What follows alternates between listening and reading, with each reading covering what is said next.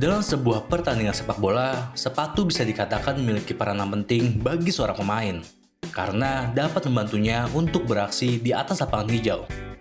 Dan sama halnya dengan bola atau jersey yang digunakan saat bermain, sepatu sepak bola pun juga telah mengalami evolusi sejak pertama kali dibuat, yaitu pada tahun 1525. Usut punya usut, dikutip dari beberapa artikel, sepatu sepak bola pertama di dunia itu dimiliki oleh King Henry VIII. Sepatu yang sudah berumur ratusan tahun itu ditemukan oleh seorang ahli tekstil dari Universitas Southampton, yaitu Maria Hayward.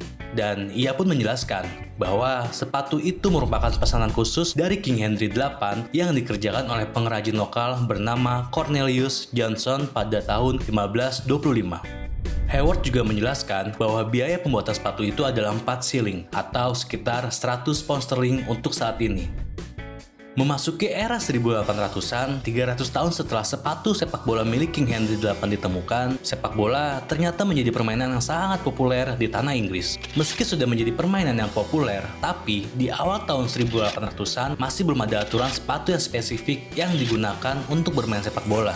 Alhasil, sepatu yang digunakan untuk bermain hampir kebanyakan merupakan sepatu bot kulit yang biasa digunakan untuk bekerja, karena tim yang bertanding pada saat itu kebanyakan merupakan perwakilan dari pabrik. Saat itu, sepatu boot yang mereka gunakan bertali panjang dan juga memiliki lempengan logam atau paku payung yang dipasang di bawah, dengan tujuan meningkatkan cekraman ke tanah agar mereka tidak mudah terpleset. Pada pertengahan 1800-an, usai didirikannya Asosiasi Sepak Bola Inggris tahun 1863, akhirnya muncul sebuah aturan untuk sepatu yang digunakan. Aturan itu melarang penggunaan paku payung yang menonjol, plat besi, atau gutta percha yang menonjol keluar sol dari sisi sepatu boot. Aturan itu pun berlaku hingga akhir tahun 1890. Karena setahun kemudian, FA membuat aturan terkait penggunaan paku atau yang sering kita sebut pull. Saat itu, FA memutuskan pool tidak boleh berbentuk runcing dan ukurannya minimal 0,5 inci.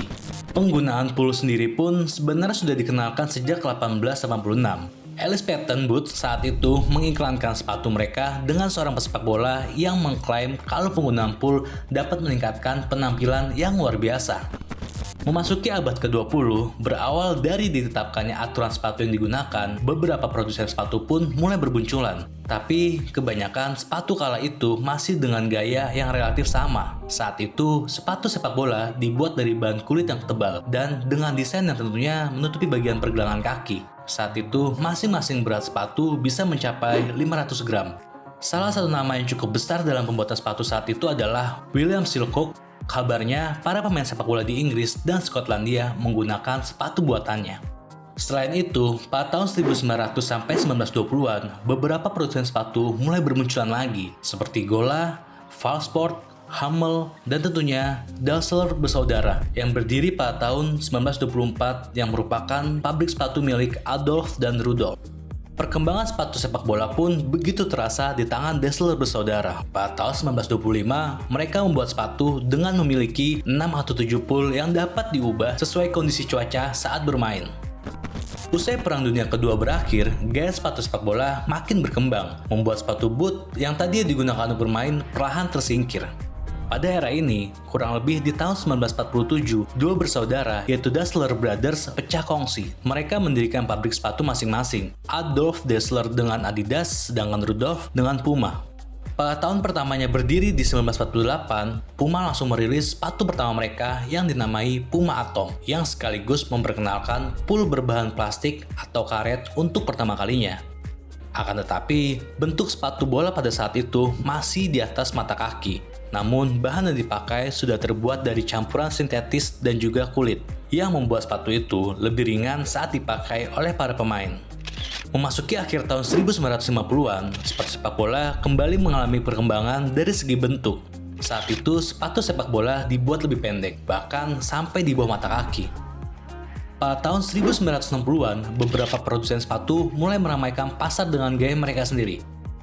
Memasuki dekade 70-an, sepatu bukan lagi hanya sebagai alat bermain bagi para pemain. Pada era ini, produsen sepatu mulai mensponsori pemain dengan sepatu yang mereka buat. Seperti Puma yang menggandeng legenda Brazil Pelé yang menggunakan Puma King di Piala Dunia 1970. Pada era ini pula, Nike untuk pertama kalinya meluncurkan sepatu sepak bola mereka, yaitu pada tahun 1971. Nike meluncurkan sepatu berwarna hitam dan menonjolkan logo Nike yang berwarna putih. Selain Nike, produsen sepak bola asal Italia, Diadora, pada tahun 1977 juga bergabung meramaikan pasar penjualan sepatu sepak bola. Dan masih di dekade yang sama, tepatnya tahun 1979, Adidas meluncurkan Copa Mundinal yang merupakan sepatu sepak bola terlaris di dunia. Copa Mundinal sendiri dibuat dari kulit kanguru dan didesain untuk meningkatkan kecepatan pemain. Pada era 80-an, beberapa produsen sepatu kembali hadir dan meramaikan pasar, yaitu Lotto, Kelme, dan Umbro yang merupakan produsen asal Inggris.